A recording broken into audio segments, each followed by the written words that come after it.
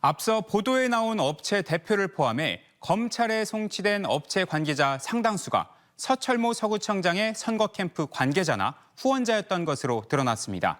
이 지방선거에서 핵심 역할을 맡았던 이들이 서 청장 취임 이후 서구청 사업을 대거 수주했고 계약 비율이 85%에 달하는 업체도 있는 것으로 확인됐습니다. 철저한 수사가 필요해 보입니다. 이어서 조혜연 기자의 단독 보도입니다. 이번 서구청 입찰 비리 관련 검찰에 송치된 19명 가운데 민간업체 관계자는 모두 9명입니다. TJB 취재 결과 9명으로 추정되는 인물들 가운데 6명은 서철모 서구청장의 후보 시절 선거 캠프와 연관된 것으로 확인됐습니다. 5명은 캠프 후원자 명단에 포함됐고 1명은 캠프에서 대외 협력을 담당하는 등 주요 역할을 맡았던 인물입니다.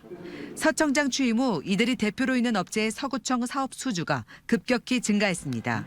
서구청의 계약 내역을 분석해봤습니다. 한 업체는 서 청장 취임 이후 계약 건수가 73건, 금액으로는 33억 원이 넘습니다. 해당 업체가 서구청과 체결한 전체 계약 중에서 취임 이후 이뤄진 계약 비중이 무려 85%에 달하는 겁니다. 또 다른 업체도 서 청장 취임 이후 계약 비율이 전체의 74%에 달했습니다. 수사 과정에서 이 업체들은 전 비서실장 A씨에게 식사비와 리베이트 명목으로 적게는 수백만 원에서 많게는 수천만 원을 건넨 사실이 밝혀졌습니다.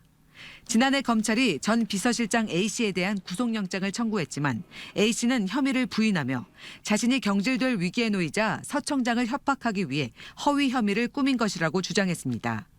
당시 법원은 A씨의 주장을 받아들여 구속영장을 기각한 바 있습니다.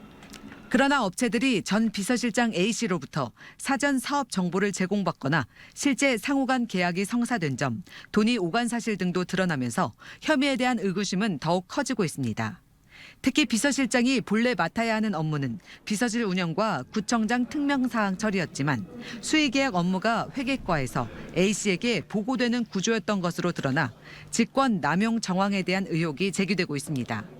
정무그룹의 최측근들의 비리 사건이기 때문에 단체장으로서 특히나 이전의 어떤 선거 이전부터 함께했던 그 그룹들의 어떤 책임 있는 그런 어떤 위치에 있는 분으로서 분명히 도덕적인 책임이 있다 이렇게 말씀드릴 수가 있겠습니다.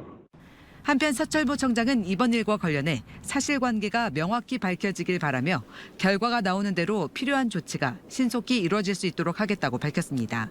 TJB 조혜원입니다.